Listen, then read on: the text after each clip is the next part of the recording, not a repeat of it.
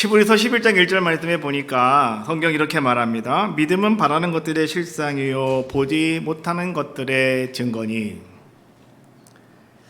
우리의 삶 속에서 우리가 무엇인가를 기대하면서 내가 하루하루 힘있게 살아가는 것, 바로 그것이 히브리 기자가 우리에게 말하고 있는 믿음 생활이다라고 말할 수가 있는 거죠. 우리가 성숙해지면 우리는 그 믿음 생활 속에서 우리는 하나님께서 나에게 원하셨던 것이 과연 무엇이었을까? 우리 주님께서 나에게 원하시는 건 과연 무엇이었을까? 우리는 그것을 기다리는 겁니다. 하나님이 나를 통해서 준비하신 것, 하나님이 나에게 허락하시고자 하신 것들, 우리는 그런 것들을 기다리면서 하루하루 믿음으로, 신앙으로 우리의 삶을 만들어가고 있는 거죠. 이것이 바로 믿음 생활이고 신앙 생활인데, 그러면 결국은 과연 뭘까? 우리는 무엇을 기다리며 살아가는 자들의 모습일까? 아마도 그 마지막은요, 주님의 나라, 이렇게 말할 수가 있어요. 주님 나라를 바라보는 거예요.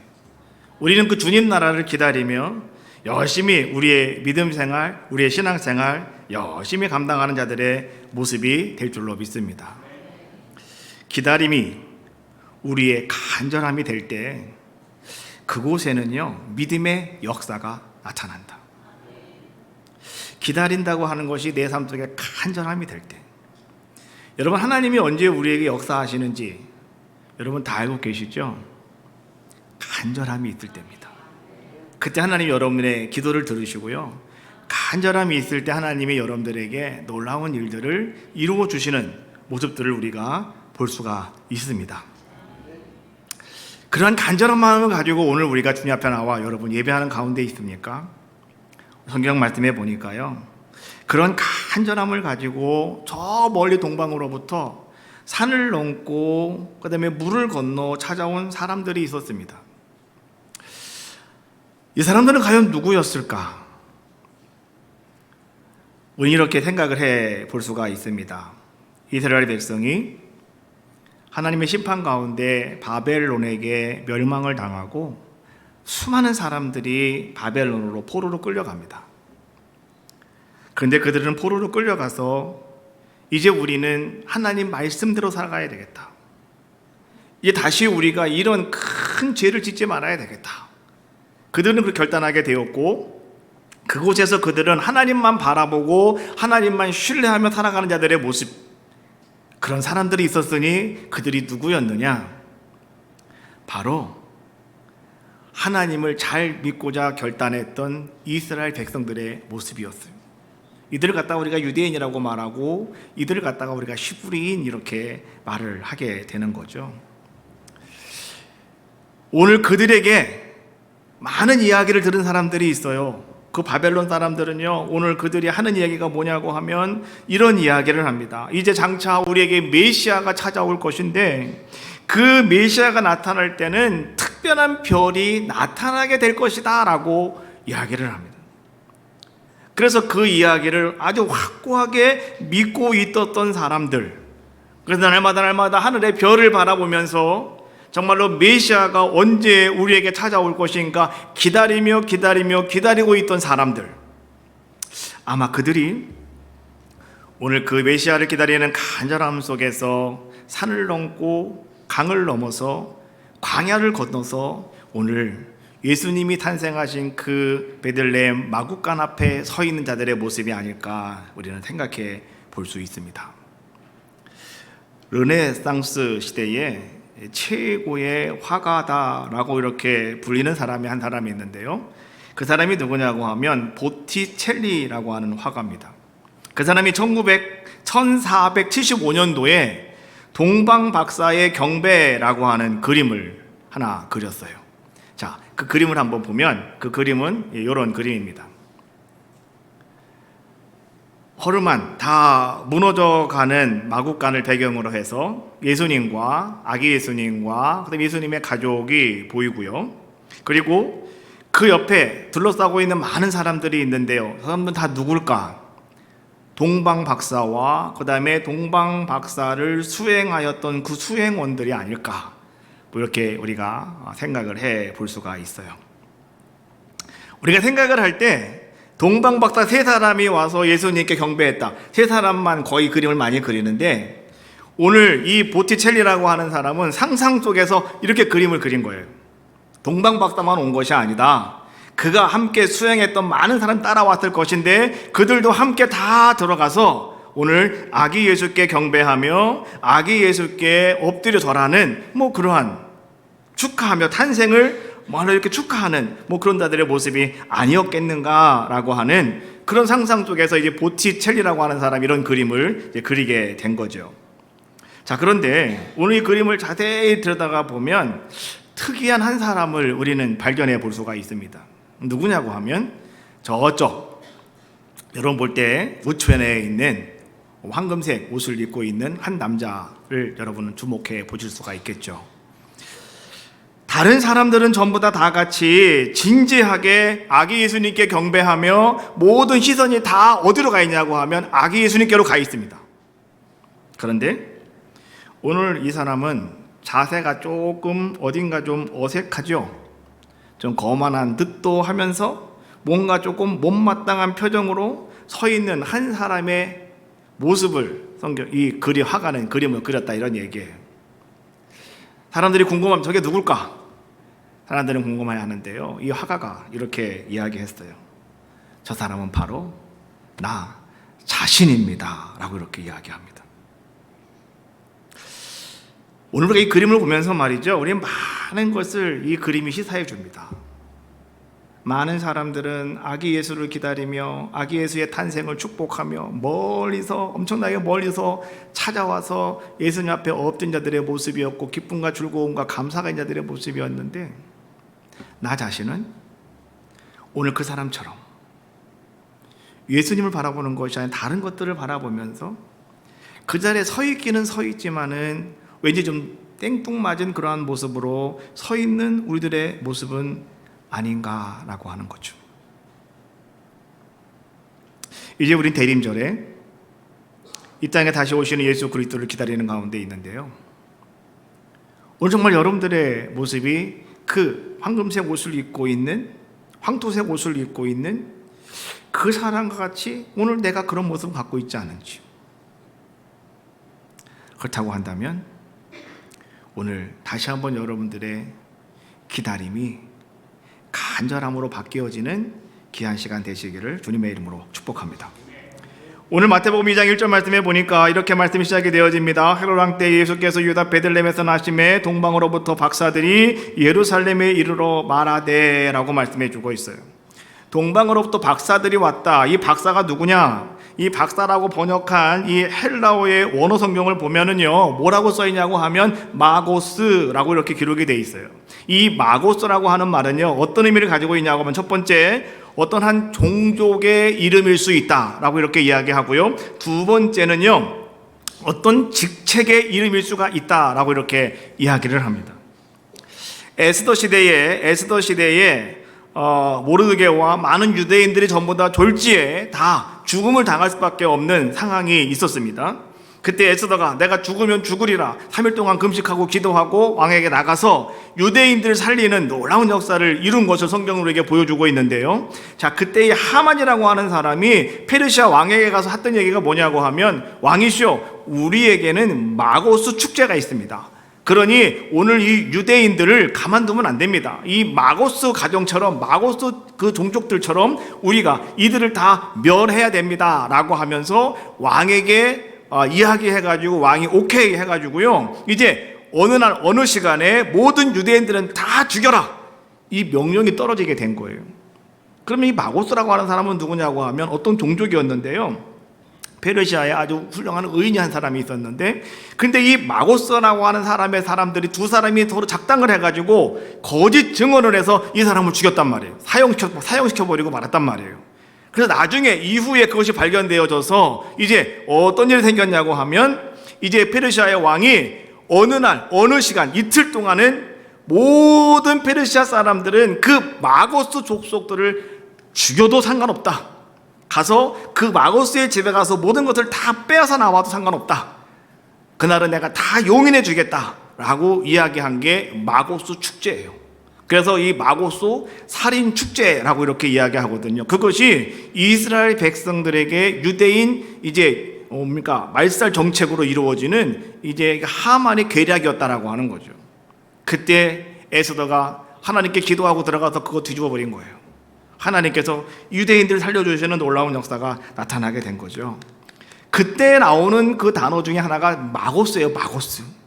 근데 그 마고스는 어떤 종족을 의미하는 그런 모습을 이제 성경은 이야기해 주고 있는데, 자, 그런데 고대 역사학자였던 헤로도투스에 의하면 이제 바사 제국이죠. 이 바벨론이 이제 바사가 되어지고 페르시아가 되어지는데요. 이 페르시아의 제사장직을 맡고 있는 족속이 바로 누구였느냐? 바로 그 사람들이 마고스라고 이렇게 이름했다고 합니다.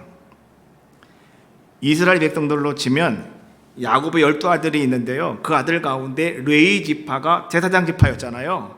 마찬가지로 페르시아의 마고스 이 사람들이 어떤 사람들이냐? 페르시아의 제사장직을 감당하는 사람들이었다라고 하는 것을 이제 이야기한다라고 역사학자는 이야기해 주고 있는 거예요. 동방으로부터 온 동방 박사들은 바로 그런 사람이었다라고 하는 거예요. 자, 그런데 그들이 얼마만큼 그들이 이제는 여기까지 오는 시간은 과연 얼마가 걸렸을까라고 하는 것이죠. 실제로 이 페르시아로부터 그다음에 이 예루살렘 거기서 8km 밑에 내려가면 베들레헴인데요. 여기까지 직선거리가 얼마였냐고 하면 대략 850km 정도가 된다고 그래요. 그런데 실질적으로 이제 출발을 해서 올 때까지는 얼마가 걸리냐고 하면 한 배 정도가 더 걸립니다. 한 1500km 정도가 걸린다고 그래요. 근데 그 여정이라고 하는 것은 결코 쉬운 길은 아니었죠. 오늘 그들이 그 길을 걸어갈 때 첫 번째 유브라데스 강을 건너가야 됐고요. 우리나라 같이 한강 같은 강이 아니에요. 유브라데스 강은 엄청나게 크고 긴 강입니다. 그 강을 건너가야 됐고, 그 다음에 그들은 사막을 통과해야 되는 엄청나게 힘들고 어려운 길, 그것이 1500km나 지속되어지는 거리였다라고 하는 거죠. 이것을 대략 시간적으로 계산해 보면 한 4개월 정도 가야 되는 이러한 거리였다라고 이렇게 이야기합니다. 그러면 이 동방의 박사들은, 이 마고스들은요, 왜 오늘 이 4개월 동안이나 많은 시간을 그들은 밤에만 별을 보면서 말이죠, 그 길을 걸어가면서 왜 그들은 베들레헴까지 올 수밖에 없었느냐라고 하는 것이죠. 간절함 때문에, 메시아를 만나고자 하는 간절함으로 말미암아서 그들은 먼 길을 걷고 또 걸어서 아기 예수님이 탄생하신 베들레헴 허술한 마구간 앞에 그들은 도착하게 되었다는 겁니다. 그곳에서 그들은요, 마구간의 문을 열고 그 안에 들어가죠. 그리고 아기 예수께 엎드려 경배합니다. 성경은 11절 말씀에 보니까 그 집에 들어가서 그들은 이제는 보배함을 열어서 황금과 유향과 모략을 예물로 드렸다라고 성경 말씀해 주고 계시는데, 그것은요, 온 마음과 정성과 힘을 다하여 그 메시아이신 아기 예수께 예배하였다라고 하는 것을 이야기해 주고 있는 거죠. 오늘 우리도 마찬가지입니다. 오늘 여러분도 한 주간 동안 간절함이 있었어요. 내가 주일에 성전에 가서 예배드려야지, 내가 주님 만나야지, 말씀 들어야지, 그리고 내가 그거 갖고 신 가지고 내가 또 한 주간 살아가야 돼, 이런 간절한 마음이 여러분들에게 있었기 때문에 오늘 여러분들은 아침에 일찍 일어나서 씻고 광을 내고 예쁘게 하고 옷을 입고 여러분들은 교회로 향했다, 이런 얘기죠. 자, 그런데 여러분들이 성전에 왔다 하더라도요, 마당에 있다가 돌아가시면 아무 소용없는 거예요. 어떻게 되는 겁니까? 문을 열고 안으로 들어오셔야 되는 거예요. 문을 열고 안으로 들어오셔야 되는 거예요. 그래 여러분의 간절함이 어떻게 되는 겁니까? 이루어지는 거죠. 이곳에 들어와서 우리는 예수님 만날 수가 있고 말씀 들을 수가 있는 거예요. 그리고 여러분 기도할 수 있는 그런 아름다운 자들의 모습이 되어줄 수 있는 거 아니겠습니까? 오늘 동방의 박사들이 먼 길을 와서 베들레헴 와서 됐다, 여기가 예수님 탄생한 곳이구나, 하고 그냥 갔다면 아무 소용 없었을 거예요. 그러나 그들은 그 간절함을 가지고 그 마구간 문이 가마짝이 하나 달려 있었는지 아니면 천막 하나 있었는지 알 수는 없지만 그것을 삐끗이 열고 들어가서 그 앞에 누워있는 예수 앞에 엎드려 경배하는 이 마구스 동방 박사들의 모습처럼 오늘 우리도 그런 간절함을 가지고 오늘 주님 앞에 나왔다고 한다면 오늘 여러분의 마음의 소원을 하나님께서 오늘 간절함으로 말미암아 역사하시는 귀한 시간이 될 줄로 믿습니다. 유대인 바리새인 중에 니고데모라고 하는 사람이 있었습니다. 성경을 보니까 그 사람은 산에 들린 공의위원이었다, 회원이었다라고 이렇게 이야기해요. 성경에서 산에 들린 공회원 이렇게 말하면은요, 여러분 그 사람들은 그냥 우습게 보시면 안 되는 사람들인 거 알고 계시죠? 이스라엘 전체 사람들 가운데 딱 70명을 뽑았어요. 70명. 그래서 그들이 산에 들린 공회 회원이에요. 대제사장은 당연적으로 의장으로 들어갑니다. 그래서 총 71명이 산에 들린 공회 의회를 이끌어가는 사람들의 모습이란 말이죠.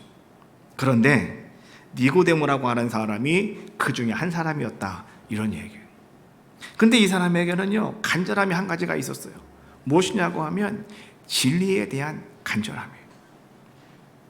아마 바리새인이라고 한 거 보니까 오늘 이 사람은 제사장 계열도 아니고 그 다음에 장로 계열도 아니고 아마 이 사람은 학자 계열이었겠죠. 그렇지 않습니까? 24, 22 학자 계열은 22명 중에 22명을 뽑아요. 22명을. 근데 그 22명 중에 한 사람이었다, 이런 얘기예요. 바리새인이었으니까. 그러니까 하나님 말씀을 보고 그 말씀을 정말 완전히 그냥 뭐 박사처럼 말이죠, 말씀을 다 알고 있는 사람이었다, 이런 얘기예요. 그런데 그에게는 한 가지 언제나 2% 부족한 것이 있었는데 무엇이었냐고 하면 과연 무엇이 진리일까라고 하는 거예요. 영생이라고 하는 것은 과연 어떤 것인가라고 하는 것이 늘 그 마음속에 하나의 답답함으로 갈급함으로 남아 있었는데, 그런데 얘기를 들어보니 예수라고 하시는 분이 나타나셨는데 정말로 그분이 말하는 모든 것들을 가만히 들어보니 그가 메시아라고 얘기하고 막 이런저런 얘기들이 들려오는 거예요. 그래서 어떻게 합니까? 이 니고데모가 예수님을 찾아옵니다. 요한복음 3장 2절 말씀해 보니까 그가 밤에 예수께 와서 이르되 랍비요라고 이렇게 이야기합니다. 오늘 성경을 보니까 요한은요 그가 밤에 예수님을 찾아왔다라고 말씀해 주고 계셔요. 왜 밤에 찾아왔을까? 하필이면 뭐 낮에 가서 만나면 얼마나 좋아요? 근데 왜 밤에 찾아왔을까? 오늘 요한은요 왜 굳이 그가 밤에 왔는지 밝히고 있지는 않지만 성경에 보니까요 오늘 밤에 왔다라고 하는 것을 강조한 이유가 한 가지가 있더라고요. 요한복음 19장 39절 말씀에 보니까 이제 예수님이 십자가에 돌아가신 이후에 아리마다 요셉이 자기가 준비해 놓은 자기의 장례를 준비해 놓던 그 무덤에 이제 예수님의 시신을 갖다가 안치하는 그런 모습을 성경은 보여주고 있지 않습니까? 이 아리마다 요셉도 산에 들린 공회의원이었습니다. 자, 그런데 성경은 이렇게 말씀해 주고 있어요. 자, 19장 39절에 보니까 일찍이 예수께 밤에 찾아왔던 니고데모도, 일찍이 예수께 밤에 찾아왔던 니고데모도, 그냥 니고데모라고 얘기하면 될 텐데 그 옛날에 예수님이 처음 복음 전하실 때잖아요, 그렇죠? 그때에 예수님의 찾아왔던 니고데모 하면은 뭐 그냥 이해가 될 텐데 요한은 굳이 거기다 뭘 써놨냐고 하면 밤에 찾아왔던 니고데모도 모략과 침향 섞은 것을 100리트라쯤 가지고 온지라 라고 이렇게 말해주고 있어요. 니고데모는요 예수님을 찾아왔을 때 밤에 찾아왔다. 저는 가만히 묵상을 해봅니다. 밤에 찾아왔다면 예수님은 어디 계셨을까요? 들판에서 가만히 앉아 계셨을까요? 낮에는 들판에 계실 수도 있고 나무 밑에 계실 수도 있고 뜰에 앉아 계실 수도 있겠죠, 낮이니까. 그러나 밤중에는 방 안에 들어가셨겠죠, 밤중이었으니까. 그러면 예수님의 집에 왔다 니고데모가, 그럼 어떻게 했을까요? 문을 두드렸을 것이고 아마도 니고데모도 문을 열고 예수님 계신 방으로 들어가지 않았을까. 우리가 문을 열고 들어간다고 하는 것은 간절함이에요. 간절함. 그렇지 않습니까? 아마도 니고데모는 왜 밤중에 왔을까? 우리 이렇게 유추해 볼 수가 있습니다. 다른 사람들의 시선을 피해서. 왜요? 산에 들린 공회원이거든요. 또 아주 유명한 바리새인이었거든요. 그런데 오늘 예수님과 같이 가서 뭐 이야기했다? 사람들에게 보여지면 창피한 일이거든요. 그러다가 보니까 오늘 이 니고데모는 아마도 밤에 그래서 예수님을 찾아간 것이 아닐까라고 우리는 한번 생각해 볼 수 있다라고 하는 거죠. 자, 근데 오늘 우리는 이 니고데모를 가만히 생각해 보면서 말이죠. 이런 거 한번 생각해 볼 수가 있습니다. 혹시 여러분들 중에도요, 밤에 예수님을 찾아오시지는 않았는지. 무슨 얘기냐고 하면 직장 생활하면서 또 여러분 동네에서 같이 이웃과 살면서 아니면 친구들과 같이 있을 때 내가 예수 믿는다라고 하는 것이 뭔가 좀 티내지 않으려고 여러분들이 애쓰고 계시지는 않느냐 이런 얘기예요. 교회 오실 때 성경책 들고 오시라 했더니 요즘은 다들 성경책을 안 갖고 다니시더라고요. 저 뒤에 가면 성경책이 이만큼 쌓여 있어요. 오셔가지고 거기서 하나 끌어갖고 와서 그냥 놓고 예배 드리고 갈 때는 또 거기다 놓고 가요. 또 다 성경책을. 성경 들고 다니십시다. 멋있게 보라고. 옛날에는요 교회 올 때마다 이렇게 들고 다녔거든요. 그죠? 나 교회 갑니다 이거였거든요 이게. 근데 요즘은 이게 다 사라져 버렸어요. 어디론가 다 이게 가방 속에 들어가고 옷 속에 들어가고 아예 안 갖고 오고 휴대폰 다 나오는데 뭘 갖고 와요? 그러시고 교회 오면 다 나오는데요 뭐 뒤에 뭐 글자 다 나오는데요 뭐 이러고. 혹시 우리도 그렇게 밤중에 예수님을 찾고 있는 자의 모습은 아닌가? 근데 문제는 뭐냐고 하면 내가 지금까지 열심히 주님 만나고 신앙생활 하고 있음에도 불구하고 여전히 아직도 우리가 밤에만 예수님을 찾는 분들이 혹 여러분들은 아니냐 이런 얘기예요. 분명한 것은 뭐냐고 하면 처음에 여러분들이 주님 만나러 올 때는 뭐 그럴 수 있어요. 사람들에게 눈에 띄는 게 좀 그럴 수도 있고 창피할 수도 있고 그래서 여러분들이 뭐 처음에 나올 때는 밤일 수 있었습니다. 그러나 그 밤에 만나는 일이 계속 이어진다고 한다면 안 된다는 거죠. 거기에 여러분들이 머물러 있으면 절대로 안 된다 이런 얘기예요. 니고데모는요 처음에는 예수님 만나러 올 때 그는 어둠 밤에 자기 몸을 숨기면서 예수님께 왔을지는 몰라도 이후에 니고데모는 어떤 자의 모습이 되었습니까? 예수님이 십자가에서 돌아가셨을 때 여러분 그때는요 이 아리마다 요셉도 마찬가지였고 이 니고데모도 마찬가지예요.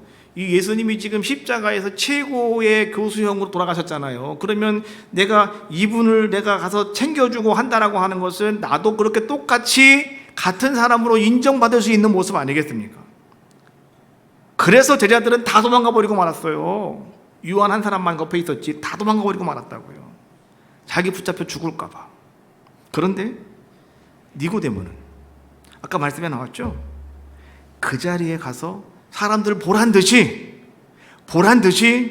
오늘 내가 예수님의 제자임을, 내가 예수님과 함께하는 사람임을, 나는 예수 믿는 사람임을 그는 거기서 드러내는 자의 모습을 성경은 우리에게 보여주고 계시는 거죠. 예수님은 빛으로 이 땅에 오셨다고 그랬잖아요. 그래서 오늘 우리들에게 하신 말씀이 있죠. 너희도 세상의 빛이라고요. 소금이며 빛이다 라고 말씀해 주셨잖아요. 그럼 이제 우리는 어떤 자들의 모습이 되어야 될까요? 여러분 아직도 밤중에만 예수님 만나러 오는 사람처럼 그런 모습 갖고 계시지 마시고 정말로 이제는 밝은 빛을 향해서 조금씩 결단하며 나오시는 여러분들의 모습이 되어야 할 줄로 믿습니다.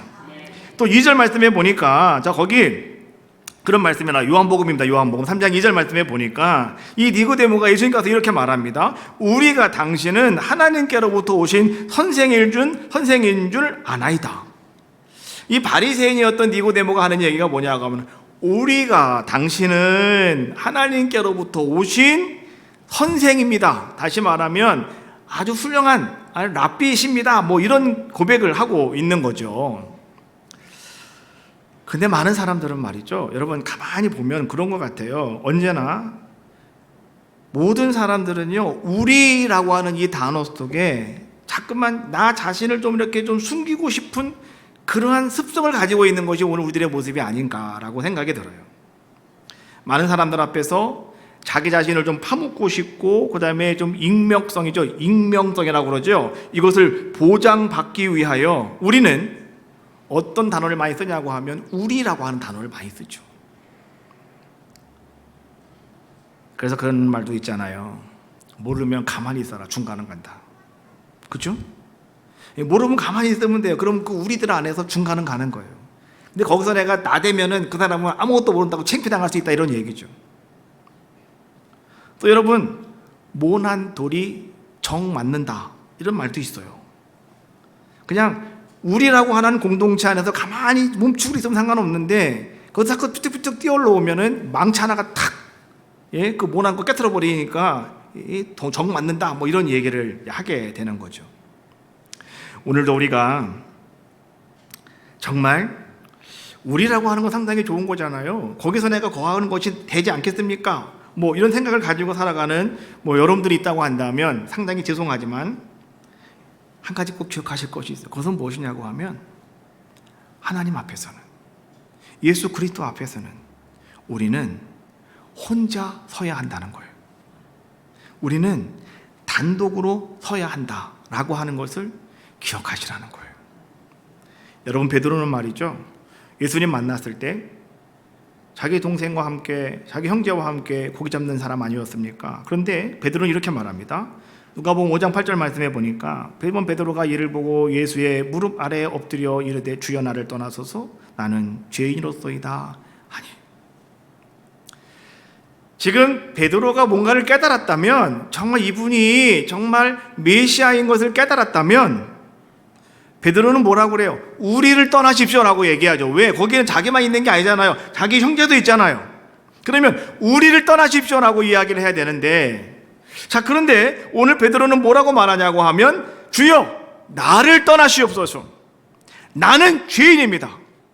베드로는 그렇게 고백하는 자의 모습이더라 라고 하는 거죠. 우리가요, 하나님, 우리 에덴교회가 부흥의 역사 나타나기를 원합니다. 에덴교회 모든 성도들이요, 땅끝까지 복음 전하기를 원합니다. 다 같이 기도하기를 원하고, 다 같이 찬양하기를 원하고, 다 같이 예배로 깨어나기를 원합니다. 열심히 기도하시는데요, 근데 나만 빼고요. 나만 빼고요. 연말이 되어지면은요, 참 난 연말은 좀 안 왔으면 좋겠어요. 오늘 로비에 시계가 안 간대요. 그냥 섰대요. 밥을 안 줘가지고 시계가 섰는가 봐요. 그래서 저거 어떻게 하면 좋겠냐고 그러길래 내가 그랬어요. 저 시계는 시간이 안 가기를 바라는가 보네요. 그게 내 마음이에요, 내 마음. 아니, 연말이 좀 안 왔으면 좋겠어요, 그냥 아주. 왜냐고 하면 연말이 되어지면 이분도 전화해가지고 목사님 나 올해는 아무것도 못해요, 내년에 아무것도 못해요, 나 빼셔야 됩니다. 그래서 전화했어요. 그래가지고 막 이러시고, 또 이제 이것 좀 한번 하셔야 됩니다. 그러면 나 못해요, 나 쉬어야 됩니다, 나 지금까지 많이 했습니다, 막 이렇게 하신다는 거예요. 우리 교회가 부흥하기를 원하는데 나는 아니라는 거죠.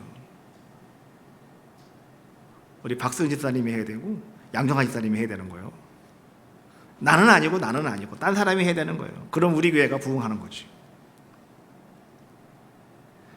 하나님 앞에 설 때는요, 에덴교로 서는 게 아닙니다. 나 자신 독자적으로 서는 거예요. 나 혼자 서는 거예요. 여러분, 우리 그거 기억하셔야 됩니다. 오늘 니고데모가 이제 정말 자기가 가지고 있는 간절함, 그것이 뭐냐고 하면 진리에 대한 간절함이었습니다. 이것을 가지고 오늘 니고데모가 와서 정말 당신이 메시아입니까? 이거 물어보는 거예요.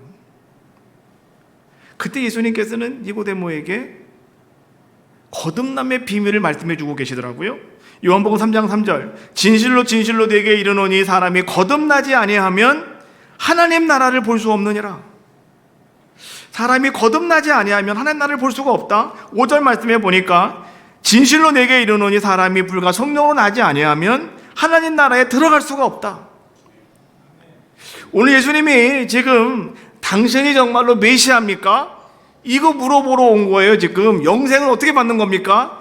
예? 이거 물어보러 지금 이 바디메오는 지금 예수님 만나러 밤중에 왔는데, 근데 예수님께서는 이 바디메오에게 뭐라고 말씀하시냐고 하면, 너 거듭나지 아니하면 하나님, 네가 말하는 하나님 나라 볼 수도 없고, 네가 물과 성령으로 나지 아니하면 하나님 나라에 너 들어갈 수도 없어 라고 이야기하는 거죠. 니고데모는 그 말을 이해를 못해요. 그래서 거듭난다고 하면 뭡니까? 그럼 내가 다시 어머니 뱃속에 들어갔다 나와야 되는 겁니까? 뭐 이런 얘기를 이제 뚱따기 같은 소리를 하고 있는 거죠. 그때 예수님께서는 오늘 이 니고데모에게 아주 쉽게 한 가지 예를 더 설명해 줍니다. 그것이 뭐냐고 하면, 구약 시대에 이스라엘 백성이 광야길을 걸어오면서 불뱀 사건이 나타나게 되는데, 그때 이 지팡이에 놋뱀을 매달았던 사건이 있었거든요. 이스라엘 백성은 그걸 너무 잘 알고 있어요. 예수님께서 그 사건을 끌어옵니다. 이렇게 말하죠. 요한복음 3장 14절 15절. 모세가 광야에서 뱀을 든 것 같이 인자도 들려야 하리니 이는 그를 믿는 자마다 영생을 얻게 하려 하심이니라. 이 말씀을 잘 이해하셔야 됩니다. 지금 거듭나야 하나님 나라 볼 수 있어. 물과 성령으로 나야 하나님 나라 들어갈 수 있어. 근데 오늘 이 니고데모가 그거를, 이 진리에 대해서 갈급하고 있는데 이해를 못하고 있는 거예요. 그래서 예수님은 쉽게 풀어주는 거예요. 너가 그걸 알고 있는 것처럼 우리 조상들이, 선조가 애굽에서 출애굽을 할 때 광야길을 걸어올 때 다 불뱀에 물린 일이 있었잖아. 그때의 모세가 하나님께 기도했더니 하나님께서 놋뱀 만들어 기둥에 지팡이에 달아놓으라고 그랬잖아. 장대 달아놓으라고 그랬잖아. 그래서 누구든지 죽어가는 사람이 와서 그거를 본 사람은 살았어. 알지? 아는 거죠. 유대인은 다 아니까 그거를. 그 사건을 다 알고 있으니까요. 나도 그처럼 들려야 하리니. 예수님이 누구시라는 거예요. 그러니까 예수님이 살냐 죽느냐 이거를 판가름할 수 있는, 이 광야에서 그 놋뱀을 바라본 사람은 살았고 보지 못한 사람은 죽었던 것처럼, 나도 이제 그 놋뱀처럼 들려지는, 거기에 달려지는 자가 될 것인데, 자, 뭐라고 말씀하십니까? 그 다음에 중요한 거예요. 이는, 이 모든 것들은 이런 얘기예요. 그를 믿는 자마다, 그가 누굽니까? 말하고 있는 나를 믿는 거예요. 나, 예수를 믿는 거예요. 이 예수를 믿는 사람마다 영생을 얻게 하려 하심이니라 말씀하시는 거예요. 우리는 이 말을 들을 때 이게 뭔 얘기야? 예수님 믿으라고 하는 얘기인데, 근데 여러분 잘 이해하시라는 거예요. 거듭남에 대해서, 이 거듭남이라고 하는 것이 무엇입니까? 오늘 그것은 내가 영생을 받는 것, 내가 구원을 받는 것, 이거 얘기하고 있는 거거든요. 우리 모든 사람들은요, 하나님을 믿으나 안 믿으나 사람들이 다 똑같이 가지고 있는 공통점이 있어요. 그것이 뭔지 아십니까? 인생에 대한 갈급함이에요. 내가 정말 영생을 받을 수가 있을까? 내가 정말 영원히 사는 구원 받을 수가 있을까? 믿지 않는 사람들도요, 오래 살려고 별짓을 다 합니다. 그렇지 않습니까? 왜냐고 하면 모든 사람의 인생의 공통점이 바로 그것이기 때문에 그런 거예요. 그런데 오늘 예수님은 이 모든 것을 아주 간단하게 해결할 수 있는 방법을 우리에게 지금 알려주고 계시는 거예요. 누구에게? 니고데모에게 알려주고 계시는 거예요. 뭐라고 말씀하고 계셔요? 나를 믿으면 돼. 나를 믿으면 되는 거야. 네가 지금 나를 궁금해서 나를 찾아왔는데 내가 바로 메시아야 라고 하는 것을 예수님은 말씀해 주고 계시는 거죠. 그래서 우리가 잘 알고 있는 말씀이 그 다음에 나오는 거예요.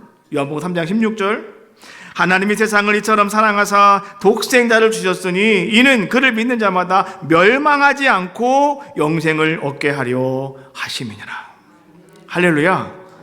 오늘 여러분들도 인생에 갈급함이 있지 않습니까? 내가 어떻게 하면 내가 영생에 이를 수가 있을까? 내가 어떻게 하면 구원의 삶을 이뤄갈 수가 있을까? 내가 어떻게 하면 행복할 수가 있을까? 내가 어떻게 하면 잘 살 수가 있을까? 여러분 갈급함 아닙니까? 이러한 것을 가지고 오늘 문을 열고 성전에 들어오셨다면 오늘 그 갈급함을 깨끗하게 해결할 수 있는 것을 예수님은 이렇게 말씀하시는 거예요.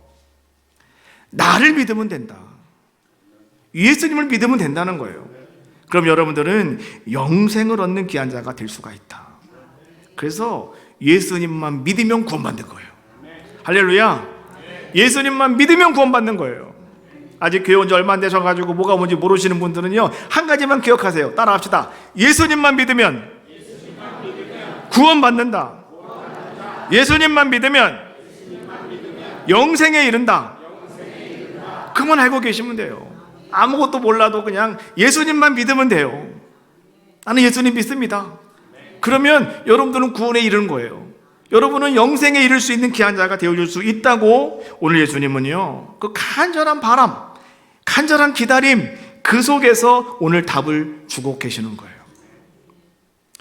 요한복음 3장에 있는 말씀을 보았는데요, 여러분 요한계시록에 가면 3장에 예수님께서는 수호하실 7교회에 대해서 쭉쭉쭉쭉 얘기하시다가 마지막 3장 20절 말씀에 보면 라오디게아 교회를 말씀하시면서 이렇게 말씀하시죠. 라오디게아 교회는 차지도 뜨겁지도 아니하고 미지근한 교회다라고 이야기하면서 뭐라고 말씀하시냐고 하면 다시 열심을 내라 라고 이렇게 말씀해 주고 있거든요.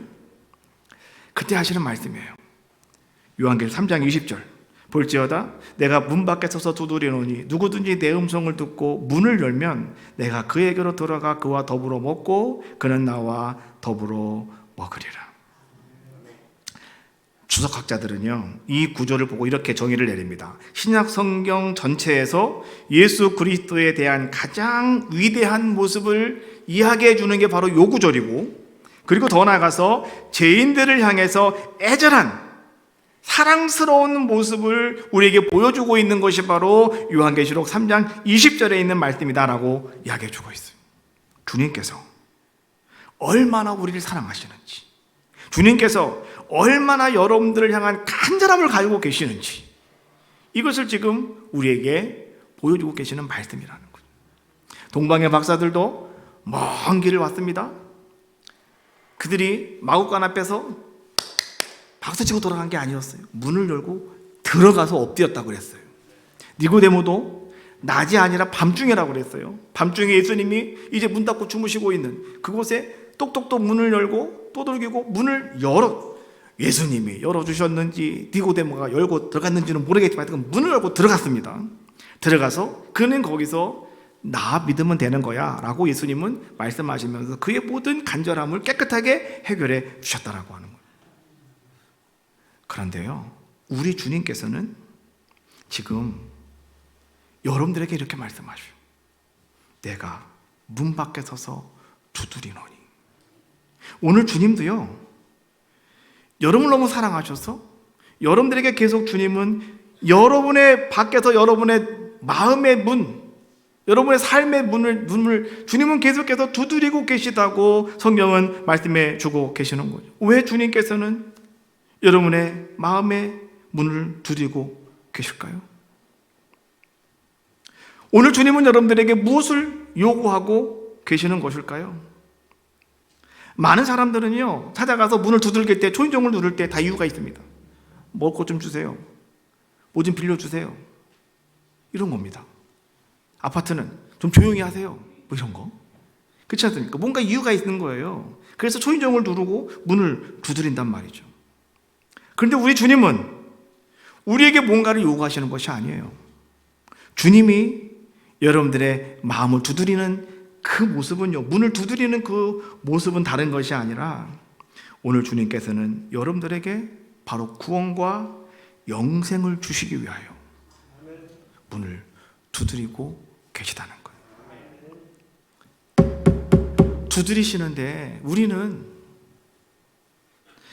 내 멋대로 살고 싶어서, 내 뜻대로 살고 싶어서 우리는 문을 열지 않는다는 거예요. 그래서 주님은 계속해서 간절하게 주님께서는 문을 두드리고 계시는 거예요. 나를 사랑하시기 때문에.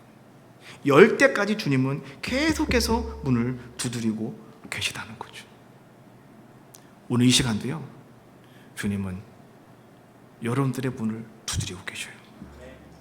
우리가 이 모습을 가만히 바라보면 우리는 한 가지 깨달을 수 있는 것이 있어요. 그것은 무엇이냐고 하면, 내가 주님을 향한 어떤 간절함보다도, 내가 하나님을 향한 어떤 간절함보다도, 나의 어떤 간절함보다도 오늘 나를 향하신 주님의 간절하심이 더 크고 더 넓다는 거예요.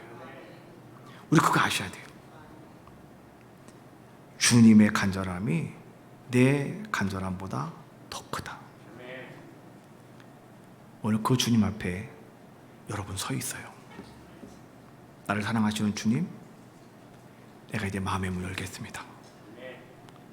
들어오셔서 오늘 말씀하신 것처럼 뭐라고 말합니까? 음성을 듣고 문을 열면 내가 그에게로 들어가서 그와 더불어 먹고 그는 나와 더불어 먹으리라. 영생에 이르는 거예요. 놀라운 구원의 역사가 나타나는 거예요. 오늘 여러분에게요, 이런 놀라운 은혜가 함께 하시기를 주님의 이름으로 축복합니다.